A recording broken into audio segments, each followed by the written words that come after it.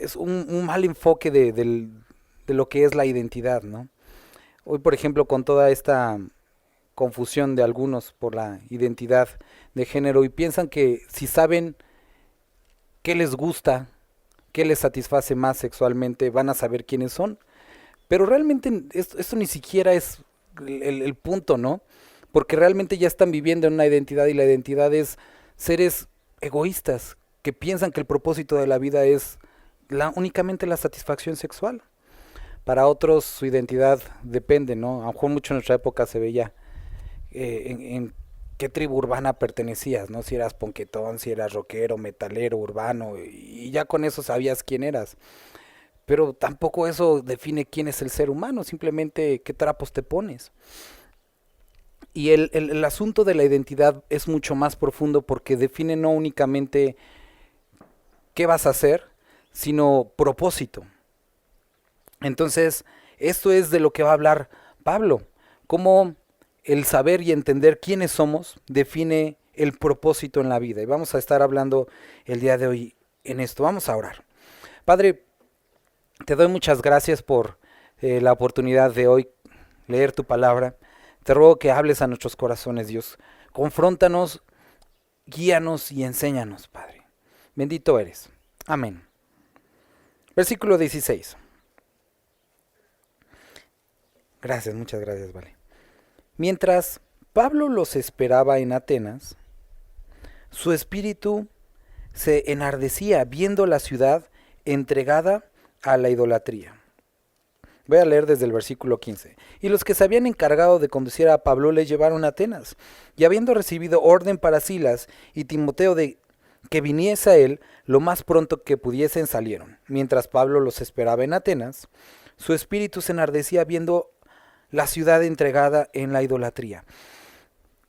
La ciudad de Atenas, a pesar de que todo había sido conquistado por el Imperio Romano, incluso Atenas, era una ciudad que conservaba su característica de ciudad libre. Roma la había como declarado como una ciudad libre, a pesar de estar bajo el Imperio Romano. Era una ciudad de donde, bueno, de la cultura griega surge nuestra definición de democracia, muchas definiciones de libertades, de arte, literatura, matemáticas, muchas cosas salieron de Grecia.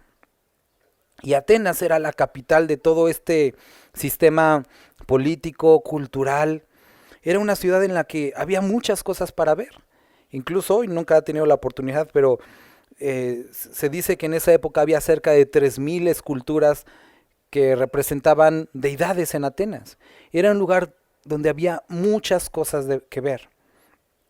Ahora, vemos que Pablo, a pesar de que había tanto como decir, no, pues ir de turista, no turistear mientras llegaba el Timoteo y los demás, pues voy a echarme un paseíto mientras, él ve la ciudad, pero la ve con una perspectiva diferente, basado en la necesidad.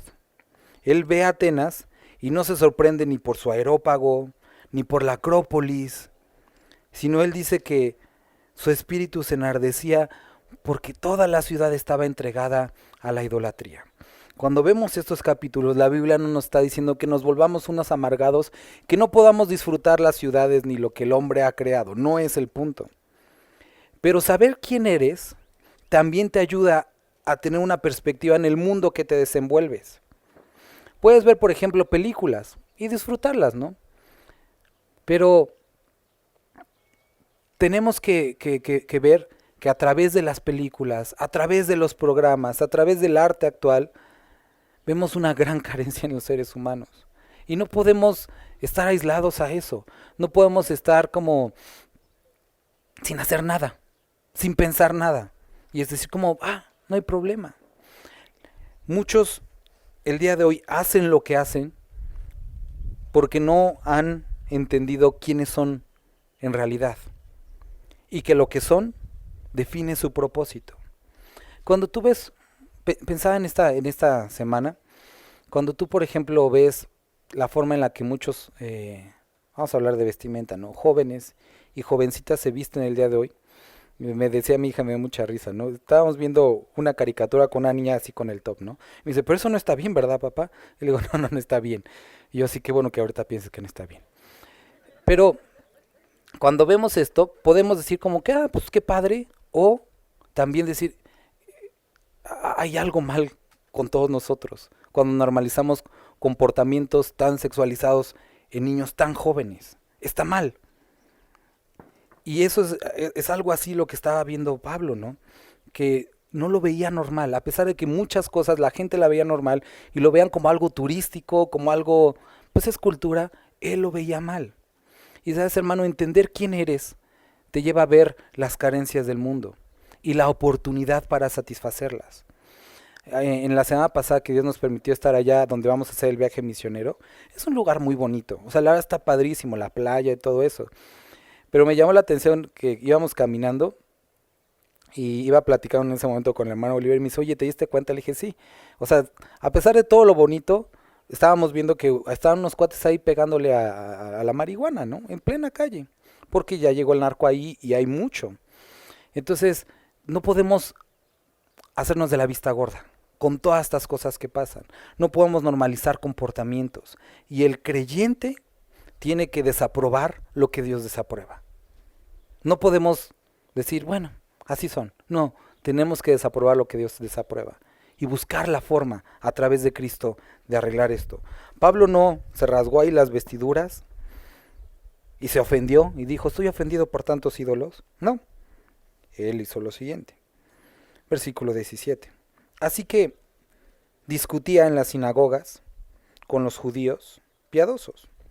Primer punto en el que él trató de influir era en las sinagogas, en las iglesias de la época, con los judíos piadosos. Y no solamente ahí, sino en la plaza, cada día, con quien llegara. Entonces, el creyente, hay dos puntos en los que él puede influir. Uno es en la iglesia, y muchos, tristemente he escuchado a muchos el día de hoy discriminar o hacer menos el reunirse. Muchos dicen, ay no, pues es que a mí me chocan esos cristianos que nada se la pasan reunidos, deberían de salir, evangelizar. Sí, eso es súper importante. Pero esto que estamos haciendo el día de hoy, de tener comunión, estar juntos, aprender la palabra, hablar juntos, es algo que Dios enseña, que Cristo enseña, que la Biblia enseña, que necesitamos. Y esto es un lugar de influencia en el que podemos platicar, hablar de lo que no está bien, animarnos en Dios, ver lo que Dios quiere, para que después en nuestras diferentes áreas de influencia podamos hablar. Pero si la iglesia no está bien, ¿cómo va a serlos? Este es el primer lugar en el que tenemos que aprender. Como dice Timoteo, le dice Pablo a Timoteo, para que si tardo, sepas cómo debes de comportarte en la casa de Dios, que es baluarte de la verdad. Eso es lo que debemos de ser. Después dice que aquí Pablo también discutía o hablaba con las personas en la plaza, cada día con los que concurrían. Y algunos de los filósofos, de los epicúreos y de los estoicos disputaban con él. Los epicúreos eran un grupo de personas que creían o practicaban la filosofía de Epicúreo, que básicamente, entre muchas cosas, ellos creían que la parte física no tenía ninguna influencia en la parte espiritual. Por lo tanto, el hombre tenía que aprovechar lo más que pudiera, darse a todos los placeres, ver todo lo que podía ver, disfrutar todo lo que podía disfrutar, vivir todo lo que podía vivir. Esos eran los epicúreos, no había ningún límite, el hombre tenía que experimentar todo. Y por otra parte estaban los estoicos, que eran, podemos decir, un tanto lo contrario. Ellos creían ser abnegados, recatados, que era importante el cultivarse, no únicamente físicamente, sino era una onda más intelectualona, ¿no? Entonces, habían estos dos tipos de personas, podríamos decir, unos liberales, otros conservadores, otros que le daban vuelo a la hilacha, otros más recatados, pero tanto a los grupos que estaban dentro de la iglesia como los que estaban fuera de la iglesia, los alocados, los que todo el día se la pasaban de fiesta y los que no les gustaba eso, sino que se jactaban de su intelectualidad, Pablo les hablaba. Entonces, discutía con ellos, dice, todos los días. Y versículo 18. Ellos se preguntaban, ¿qué querrá decir este palabrero? Y otros, parece que es predicador de nuevos dioses, porque les predicaba el evangelio de Jesús y de la resurrección. ¿Qué les predicaba Pablo? Les decía, ven, te invito a mi iglesia. No, Pablo no les estaba invitando a su iglesia. Pablo no les estaba diciendo, es que si te vuelves cristiano. No, él les estaba hablando de Jesucristo, de lo único que realmente podía cambiar a las personas. Y dice, estaban tan intrigados por lo que Pablo tenía que decir, y tomándole le trajeron al areópago, diciendo, podemos saber qué es esta nueva enseñanza de que hablas. Se dice que cabían hasta 2000 personas en este lugar. ¿Qué es esta nueva enseñanza de la cual hablas? Pues traes a nuestros oídos cosas extrañas. Queremos pues saber qué quiere decir esto. Porque todos los atenienses y los extranjeros residentes allí, en ninguna otra cosa se interesaban sino en decir o en oír algo nuevo. Entonces lo traen porque cuéntanos esto, ¿no? Y se dice interesante cuando la semana pasada, ¿qué día fue? El sábado, pasamos y comimos en es Cipolite, ¿no? Y ahí estaban así todos los hipiosos, ¿no? Así con sus rastas, su marihuana, todos así platicando, o sea, como que veías así este ambiente, ¿no? Que cuéntanos, y ya está, unos tenían a Buda, otro estaba Ganesh, otro estaba así como como medio de Islam pintado en las paredes, o sea, todo este rollo, ¿no? Así como queremos saber de todas estas cosas. Entonces ahí estaban y querían saber acerca de lo que tenía que decir. Ahora, segunda de Timoteo, capítulo 4, versículo 3 nos menciona de algo. Que en los postreros tiempos la gente tendrá comezón de escuchar, pero que desafortunadamente no sufrirán la sana doctrina. ¿Qué quiere decir esto? Habla de los últimos tiempos y refleja una actitud similar a la de Atenas, en la que todas las ideas están bien. Sí, habla. Eso es un foro abierto para todas las ideas, para todas las expresiones, menos la de los cristianos y menos de la Biblia, ¿no? No sufrirán la sana doctrina. Pueden escuchar de todo. Cuando hicimos ese evangelismo en las escuelas nos decían, pueden traer música de reggaetón, obras de teatro, ondas de esto de trance, lo que quieras, pero no les hables de la Biblia. O sea, todo pueden hablar, menos esto, ¿no? Entonces, se interesaban en oír y decir algo nuevo. Entonces Pablo, puesto en pie, en medio del areópago, dijo, varones atenienses, en todo observo que sois muy religiosos, porque pasando y mirando vuestros santuarios, hallé también un altar, en el cual estaba esta inscripción, al Dios no conocido, agnostoteo, al que vosotros adoráis, pues sin conocerle, es a quien yo os anuncio. Como te decía, hay un registro que en esa época había cerca de 3000 estatuillas para las diferentes deidades, ¿no? Y entonces los atenienses tenían todas estas de todos los dioses conocidos y dijeron, híjole, no se nos vaya a ofender a alguien, vamos a poner, parecían millennials, ¿no? Vamos a poner esta, para que nadie se nos ofenda que olvidamos a su Dios, al Dios no conocido. Entonces ahí está el pedestal para el Dios no conocido. Y Pablo les dice, veo que tienen esto. Y adivinen qué, de Él es de quien yo quiero hablarles, al Dios que ustedes no conocen. Y va a empezar a explicar algo muy importante. Ahora, queridos hermanos, primero llegamos a este capítulo, Pablo llegando a este lugar, viéndolo con una perspectiva diferente, la perspectiva de la necesidad espiritual. Y sabes que ser creyente requiere de ti que puedas ver las cosas con ojos diferentes, no como cualquier ser humano, sino una perspectiva espiritual, que puedas ver a los hombres, a las mujeres, con una perspectiva diferente, con la gran necesidad del Dios que ellos no conocen. Recuerdan, les dije el domingo este rollo, ¿no? De que se metió un cuate acá a robar. A lo mejor no todos saben, pero bueno, vino el domingo, se robó. Vino el martes, se volvió a robar más cosas. Vino el viernes otra vez y se volvió a robar más cosas. Y ya dijimos, no, pues este ya viene a hacer su súper aquí, ¿no? Su despensa. Yo estaba muy enojado y estaba sacando onda diciendo como, ¿qué onda con esto, no? Y ahí estoy orando y leyendo también esto y leyendo lo que hablamos también el martes en en la reunión. Dios me decía, ¿qué es lo que a mí me importa? ¿Una bocina o el alma de este cuate? Y yo casi, no, pues la bocina, ¿no? No, el alma. ¿Cuál es la perspectiva que un creyente debería haber un hombre que está entrando a robar?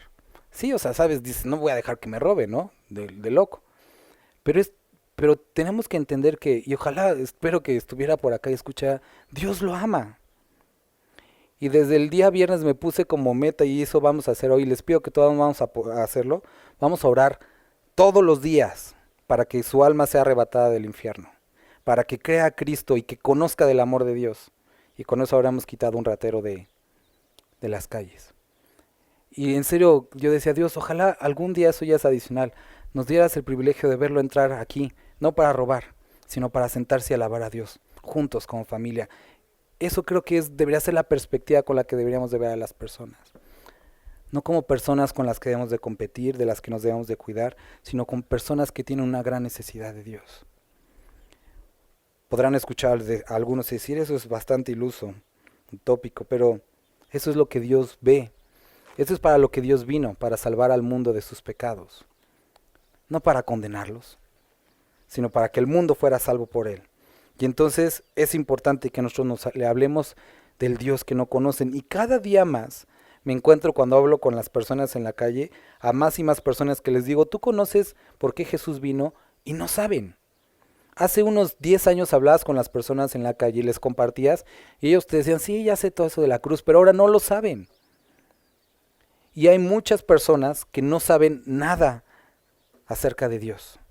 Y tristemente también personas que se dicen creyentes que tampoco saben. Entonces es importante que nosotros, hermanos, que hemos invertido tanto tiempo en las Escrituras, podamos presentarles al Dios que ellos no conocen. Al Dios que los ama y que no está enojado con ellos. Al Dios que quiere cambiar sus vidas. Debemos de tener la perspectiva de para qué estamos aquí. Pablo dice, les vengo a presentar al Dios que ustedes no conocen. El Dios que hizo el mundo y todas las cosas que en él hay, siendo Señor del cielo y de la tierra, no habita en templos hechos por manos humanas. Les describe, este es el Dios que les voy a decir. Ahora, primera pregunta, ¿de dónde vengo? Versículo 25. Él no es honrado por manos de hombres, como si necesitase de algo, pues Él es quien da a todos vida y aliento y todas las cosas. ¿De dónde venimos? Provenimos de Él. Toda carne, toda sangre proviene de Cristo, proviene de Dios. Sopló aliento de vida y fuimos seres vivientes. Si quieres o no recordabas de dónde venías, puede ser que no lo quieras, puede ser que estés como sacado de onda con Él, pero provienes de Él. Todos provenimos de Dios.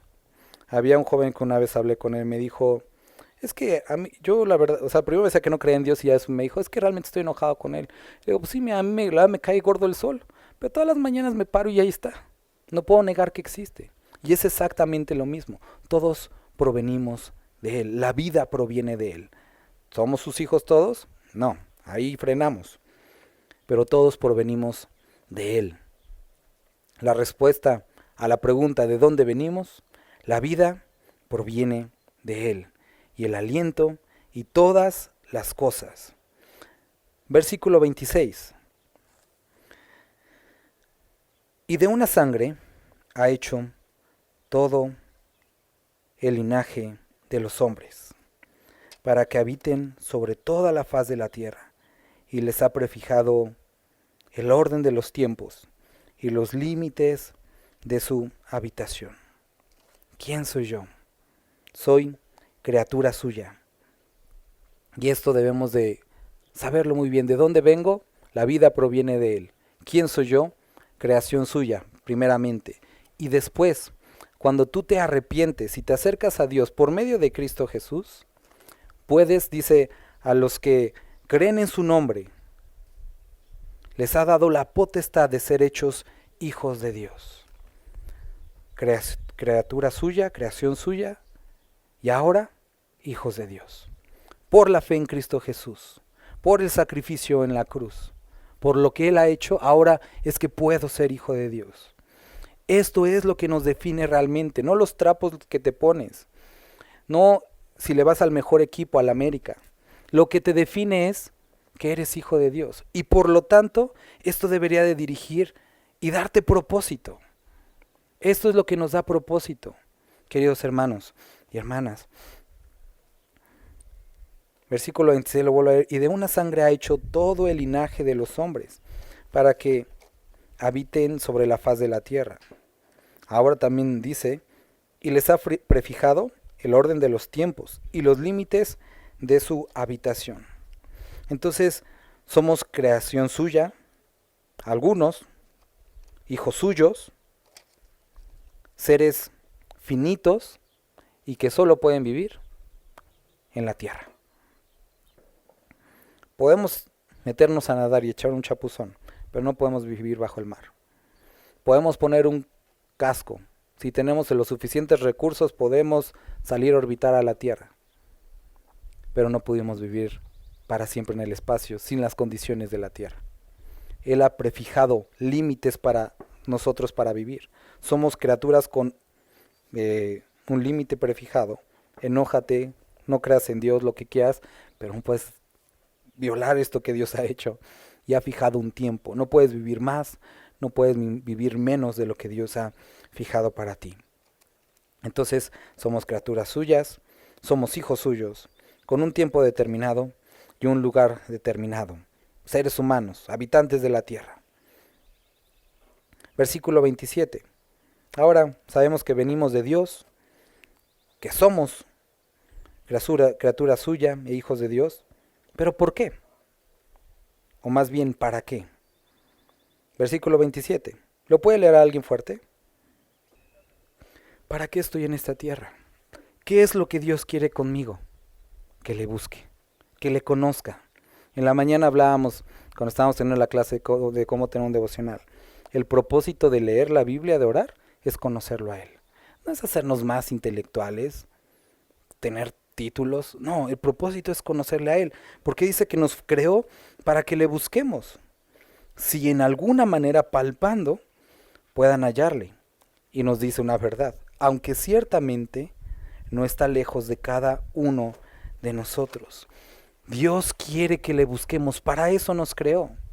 Por lo tanto, el ser humano, creado por Dios, que vive en la tierra y con un tiempo limitado que no busca a Él, carece de propósito. O está apartado de su propósito original. Por eso es que no hay satisfacción ni plenitud en eso. Puedes hacer muchas cosas, pero sin esta no hay plenitud en nuestra vida. Y vaya que he conocido a muchas personas, y puedes intentarlo si quieres, pero muchas personas.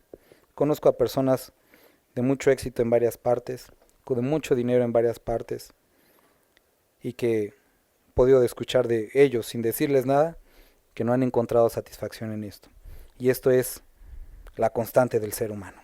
Salomón vio todo, experimentó todo, construyó todo, hizo todo lo que quería, y termina diciendo, la vida no vale nada, ¿no? Como borrachito, la vida no vale nada. Versículo 28. Vamos a ver ahora por qué. ¿Por qué quiere que le conozcamos?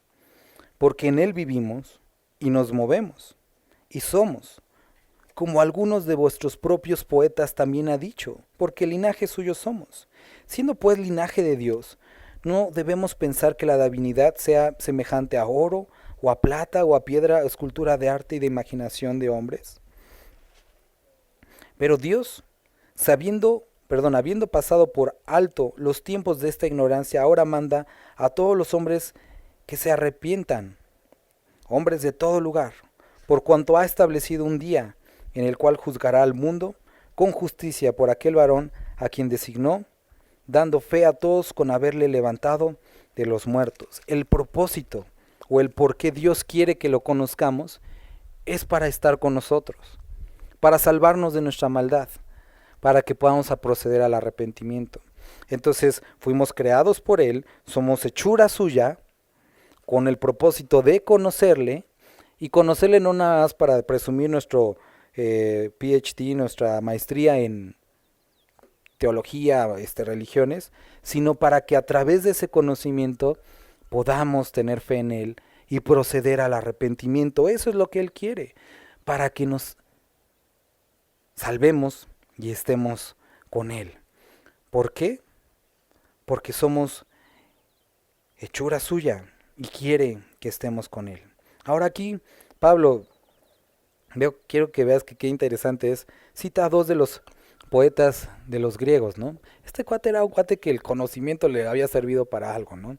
Primero dice, porque en Él vivimos y nos movemos y somos, como algunos de vuestros poetas también han dicho. Entonces, esta primera parte es Epímedes el que dijo esto. Entonces él está citando a uno de sus propios poetas. Después dice, porque el linaje suyo somos. Era otro poeta llamado Aratus. Versículo 30. ¿A dónde vamos? Pero Dios, habiendo pasado por alto los tiempos de esta ignorancia, ahora mando a todos los hombres en todo lugar que se arrepientan, por cuanto ha establecido un día en el cual juzgará al mundo con justicia, por aquel varón a quien designó, dando fe a todos, con haberle levantado de los muertos. Venimos de Él y vamos a Él. Desafortunadamente hay un juicio, afortunadamente, hay un juicio en el que determinará por tu propia decisión a dónde quieres ir, a una eternidad con Él o a una eternidad sin Él. Eternidad, ambas, pero con o sin Él. Cuando lo oyeron, versículo 32, pero cuando oyeron lo de la resurrección de los muertos, unos se burlaban y otros decían, ya te oiremos acerca de esto otra vez. Y así Pablo salió de en medio de ellos, mas algunos creyeron. Pablo llega a Atenas. Era un hombre muy bien estudiado, con mucho conocimiento, incluso cita a sus propios poetas para hablar en su propio contexto. Él sabía de su cultura, sabía de su religión, sabía lo que pensaban, lo que creían. Y sabía que el tema de la resurrección era algo que a ellos, lo iban a mandar a volar, porque al principio vimos a dos, a los epicúreos y a los estoicos. No creían en la resurrección, no creían en la vida después de la muerte. Ellos no creían en esto. Pero aún así, Pablo prosiguió y les dijo esto, aunque sabía que algunos los perdería. Queridos hermanos, ¿quiénes somos? Somos hijos de Dios. Esto debe definir y fijar el propósito que tenemos en esta tierra. En esta tierra es conocerle y dar a conocer su nombre. En el lugar que estés, en el trabajo que tengas, en el área de estudio que tengas, conócele y dale a conocer.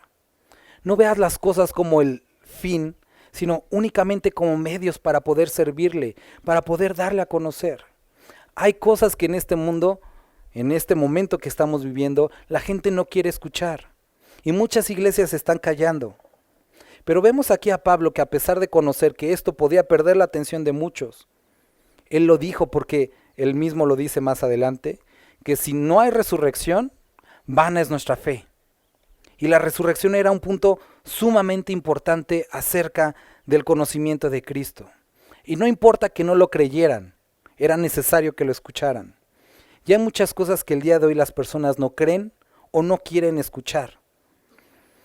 El día viernes, cuando íbamos en el viaje, paramos en una gasolinería porque se me sobrecalentaron los frenos. Y ya, me acerqué a los despachadores y les dije, si el día, ¿les puedo hacer una pregunta? Ah, sí. Si el día de hoy murieran, ¿a dónde irían? ¿Al cielo o al infierno? Y luego vi la reacción de uno así como que todos nerviosos, como que no sabían qué contestar. Y una chava que me ve, se da la vuelta y se va, ¿no? Como que yo no quiero saber de eso. Tuvo que regresar porque estaba despachando gasolina, no pudo hacerse la loca mucho tiempo y tuvo que escuchar el mensaje. Porque había algo importante que ellos tenían que escuchar. Que estamos todos destinados a una eternidad. La pregunta es, ¿a dónde van a ir? Y sabes, hermano, las personas necesitan el día de hoy escuchar esto. Necesita que les hablemos del Dios no conocido. Nos dice en el libro de Corintios, si no me equivoco, que las cosas espirituales deben de entenderse por el Espíritu. Y ese es el problema que tienen las personas, que no pueden entenderlo, porque están en la carne. Y es donde entra nuestra labor. Nosotros que somos espirituales, nosotros que hemos nacido de nuevo, pongamos delante de ellos estas verdades. Hablemosles del Evangelio, porque es un Dios que no conocen. Si sabemos quiénes somos, si sabemos para qué estamos aquí, la pregunta es, ¿por qué no estamos haciendo para lo que fuimos destinados? ¿Por qué estamos viviendo como si acumular riquezas, acumular comida fuera lo único para lo que estamos aquí? ¿Por qué perdemos el tiempo en cosas en las que la perdemos? Pablo, escribiendo a Timoteo, le dice, el ejercicio físico para poco es provechoso. Y no está diciendo que no sea importante el ejercicio, que no sea importante el dinero, que no sea importante tener una casa, comida, sino que hay cosas mucho más importantes. Jesucristo estando con la samaritana, llegan todos los discípulos, dicen, ándale Jesucristo, come, que se van a enfriar los tacos, esto, lo otro, y Jesucristo les dice, tengo un alimento más importante, y estos preguntando, de seguro ya le trajeron de comer. Y él le dice, mi alimento es que haga yo la voluntad del Padre. Jesucristo no está diciendo que era más santo no comer, no, sino que había momentos en los que la comida podía pasar a un segundo término. ¿Has estado tan entretenido en algo que no comes? Hay momentos en los que la comida no es tan importante. Hay momentos en los que abres los ojos y dices, el trabajo no es tan importante, el dinero no es tan importante. Pero esto es lo que debemos, en esta realidad en la que debemos de vivir, en la que hacemos todas estas cosas, porque la Biblia también dice, Tesalonicenses, se había vuelto un relajo. Muchas personas habían dejado de trabajar, ¿por qué? Porque ya va a venir Jesús y vivían desordenadamente, de casa en casa, y Pablo pone orden y le dice, el que no trabaja, que no coma. Pero no olviden que el que sirve en la milicia, el que es soldado, no se enreda con los negocios de esta vida. Son medios para vivir lo que Dios nos ha puesto delante, pero no es el todo del hombre, ni de la mujer. ¿Por qué? Porque Dios quiere que estemos con Él. ¿En qué estás invirtiendo? Timoteo, déjame leerte lo que leíamos los varones esta semana. Primera de Timoteo, en el capítulo 4. Versículo 8. Dice, porque el ejercicio corporal para poco es provechoso, pero la piedad para todo aprovecha, pues tiene promesa de esta vida y de la presente, de la venidera, de esta vida presente y la venidera. ¿Has escuchado el dicho, nada nos vamos a llevar? Mentira. Si hay algo que nos podemos llevar o que va a trascender. Y esto es la piedad. Aquí lo dice, no lo digo yo. ¿Qué es la piedad? Se define como conjunto de características, actitudes y acciones divinas. Es decir, todas aquellas actitudes, características y acciones que nos acercan o nos hacen parecernos a nuestro Señor. Y la palabra de Dios nos invita, ejercítate en la piedad. Parécete más a Cristo. En tu forma de hablar, en tu forma de tratar a los demás, en tu qué hacer. Esto es en lo que debemos de invertir. ¿Por qué? Porque si sabemos que quiere Dios que vayamos con Él, y sabemos que esto le agrada y que esto tiene trascendencia, es algo que podemos hacer el día de hoy. Ejercítate en la piedad. Sigo leyendo aquí en Hechos.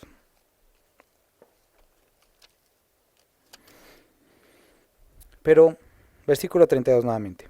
Cuando oyeron los de la resurrección de los muertos, unos se burlaban. Y si tú haces lo que tienes que hacer, seguramente te vas a encontrar este grupo, los que se burlan. Los que van a decir, este cuate, ni sabe. Posiblemente te encuentres también a los... Está interesante, a ver si platicamos después. Los que se quedan meditando.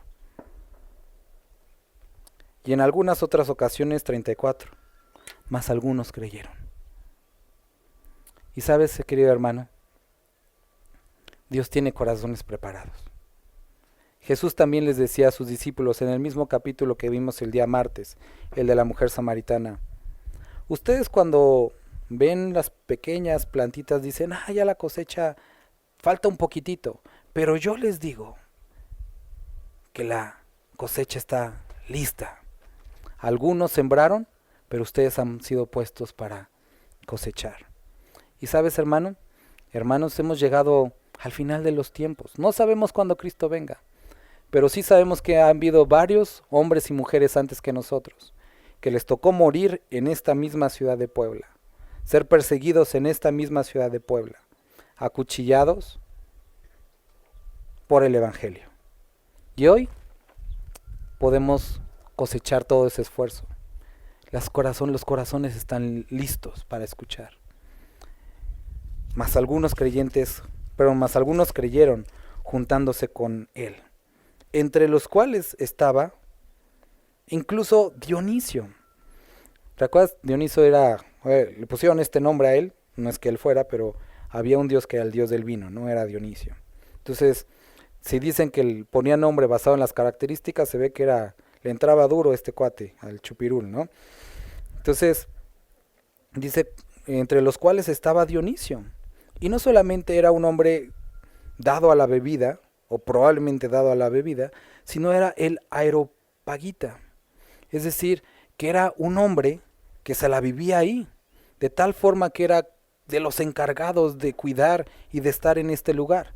El aerópago era el lugar donde se platicaban o se discutían todas las filosofías de la época y se decidían qué era lo que como atenienses iban a creer. Era el consejo donde se deliberaba, esto es lo que le vamos a enseñar a nuestros hijos.